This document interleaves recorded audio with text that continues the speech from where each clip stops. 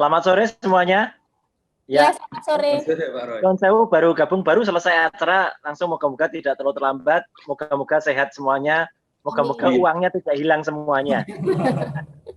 Ya, Oke. Ya, Mas Moga silakan dilanjut. Saya monitor dulu, moga dilanjut. Oke. Ini sudah bergabung AKP Purbo dan juga pengacara dari Pradi Solo, Mas Angga. Roy. Ya. Mungkin kita sedikit langsung saja memintakan pendapat dari Mas Roy, karena tadi untuk dari pihak kepolisian dan juga pengacara sudah menyampaikan pendapatnya. Mas Roy melihat situasi atau kasus-kasus semacam ini seperti apa, Mas Roy? Ada nasabah kehilangan uang di bank dan banyak sekali. Baik, saya boleh nanti di open sharingnya ya. Jadi saya ada 1-2 slide yang ingin saya sampaikan gitu supaya saya bisa sharing materi. Nah, oke, sudah dibuka. Jadi saya ingin sampaikan bahwa sebenarnya semua itu tidak mungkin terjadi kalau tidak ada orang dalam yang bisa terlibat ya. Jadi artinya tetap kunci orang dalam itu penting. Nah, makanya teknologi itu juga bikin kita mudah, tapi kita juga bisa kehilangan. Nih sedikit saya buat referensi kita bersama. Jadi judul kita kan uang di bank tiba-tiba raib, nasabah bisa apa. Nah, ini saya ingin sampaikan bahwa sekarang ini kan, ini saya lewatin aja. Sekarang ini kan dunia itu kan sudah sedemikian mudah, sedemikian canggih gitu ya. Jadi artinya dengan sedemikian mudah kita melakukan aktivitas seperti ini itu bisa di mana saja, bisa di sekolahan, bisa di kantor, bahkan juga bisa di kafe. Nah, ini semua tidak mungkin ada tanpa adanya kemajuan teknologi ya gitu. Jadi artinya ini sebagai pengantar dulu. Teknologi itu kan sekarang orang bilang sampai ke 4.0. 4.0 itu yang paling penting apa? Yang paling bawah.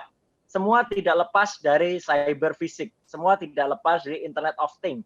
Jadi artinya aktivitas kita itu tidak bisa lepas lagi dari dua ini. Nah, ini yang membuat kita mudah, tapi juga bisa membuat kita terjerat ya gitu. Karena industri 4.0 itu semua serba terkonek yang menjadikan kita bisa ada permasalahan. Nah, ini poinnya ada di sini. Era informasi itu membawa perubahan besar dalam tatanan kehidupan, timbul peluang baru dalam segala hal yang positif, tapi juga yang bawah. Kemajuan teknologi perlu diimbangi dengan perangkat legal untuk mencegah new crime, fraud, dan negative externality. Fraud itu apa saja? Nah, sekarang ini yang kita bahas ya gitu. Barusan misalnya di Solo, khususnya di Solo, nasabah milik MyBank itu hilang. Untung yang di Solo itu 72 juta, nggak seperti 22 miliar yang ada di Jakarta ya, meskipun banknya sama ya gitu. Jadi faktanya uang nasabah MyBank modusnya memalsukan data. Siapa yang bisa memalsukan data? Nah, itu yang nanti akan kita bahas ya. Artinya adalah posisi nasabah di sini itu memang cukup lemah ya gitu. Meskipun ada klausul MyBank itu akan ganti uang nasabah, itu yang Winda itu. Tapi seberapa besar yang diganti? Kalau misalnya terdapat kelemahan pada sisi nasabah, ini yang penting ya. Kalau terdapat kelemahan, misalnya kayak kasus Winda itu yang ada di Jakarta ini. Kasus Winda itu dia nggak pernah ngecek tabungannya, bukunya dibawa orang lain, ATM-nya bahkan dibawa ayahnya. Nah, ini kan sebenarnya ya sama saja dengan kita punya rumah, tapi kunci rumahnya kita serahkan ke orang lain. Meskipun orang lain itu keluarga kita sendiri atau uang ayah kita sendiri, tapi kan ya ternyata dia ada hubungan dengan misalnya kepala cabang dari MyBank yang sudah ditetapkan tersangka. Demikian juga misalnya muncul kemudian belaan dari pihak banknya. Banknya tidak bisa ganti 100% karena ada kesalahan nasabah. Nah, ini yang penting. Kesalahan nasabah itu jangan sampai kemudian itu terjadi. Jadi saya ingin menyampaikan beberapa tips ini karena waktunya saya tidak panjang ya. Jadi kejahatan itu kan termasuk juga kejahatan cyber. Termasuk juga malware atau illegal access. Illegal access itu bisa terjadi karena kecerobohan kita sendiri, ini yang penting. Bisa juga karena ada bantuan orang dalam. Nah, kalau ada bantuan orang dalam, ini yang repot ya. Contoh-contohnya seperti ini, Mas Danbak dan juga teman dari law office dan juga dari kepolisian ya. Sekarang ini di samping perangkatnya makin canggih, kalau kita tidak canggih, pencurinya yang lebih canggih. Jadi mereka bisa memanfaatkan segala hal ya. Hari ini misalnya ada hoax tentang sebuah paket makanan gratis dari sebuah rumah makan KFC ya gitu. kalau kita masuk ke situ, kita malah bisa tercuri data-data kita. Karena itu namanya phishing ya. Phishing itu bisa dia mengambil data-data kita. Kalau orang sekedar ingin dapat makanan ya akan juga ke sana. Termasuk juga ini contoh kasus beberapa tahun yang lalu ketika sebuah bank itu dipalsukan domainnya. Jadi ada klik BCA palsu.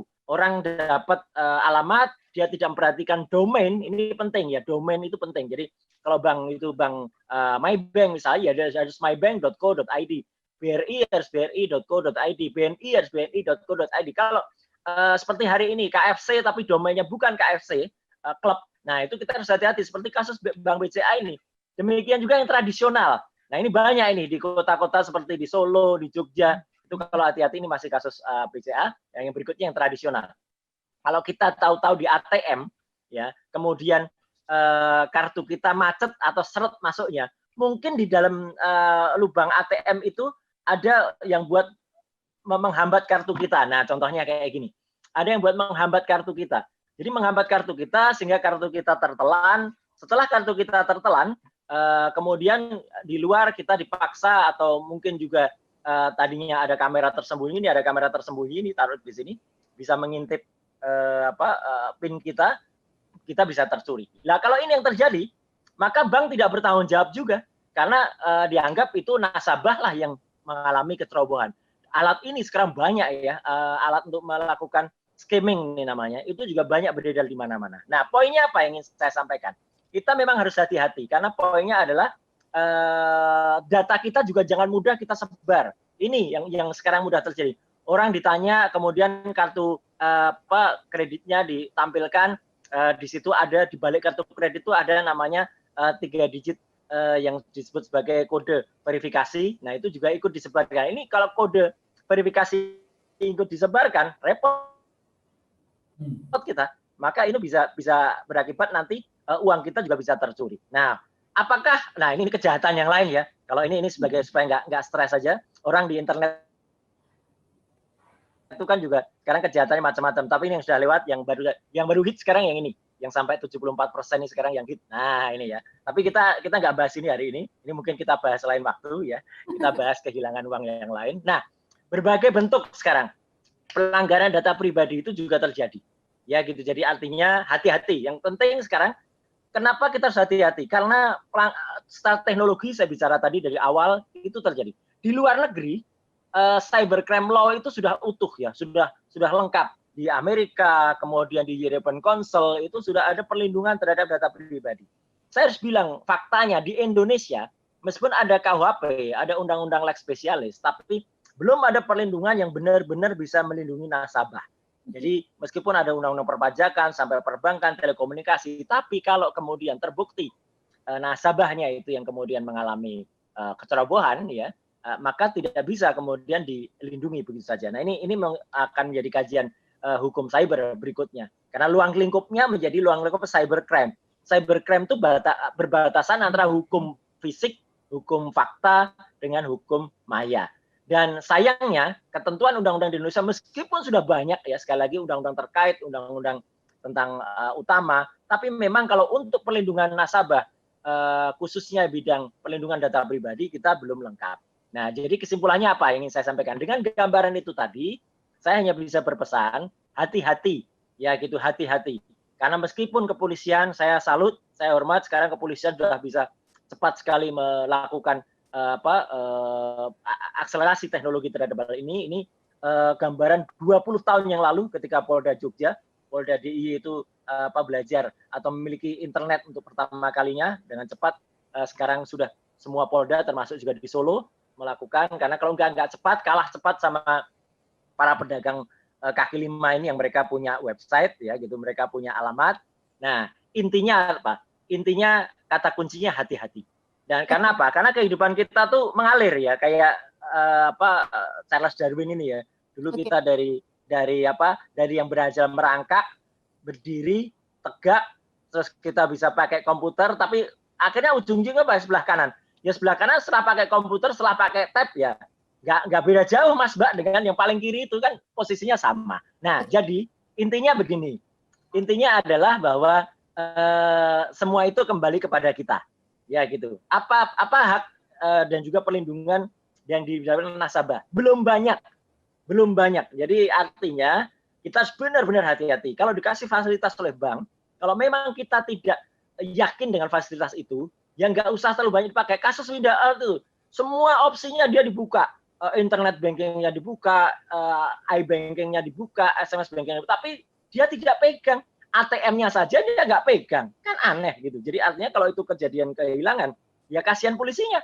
Polisi yang kemudian harus bersusah payah untuk mengejar dari kecerobohan atau maaf kalau saya bilang kebodohan dia sendiri. Itu kata pembukanya, Mas. Apalagi kalau dengan tambah orang bank, orang internal bank yang ikut terlibat. Nah, kalau orang internal bank ikut terlibat ya sama saja dengan kita ngasih kunci kepada orang yang tidak kita kenal. Terima kasih sudah nonton. Jangan lupa like, subscribe, dan share ya.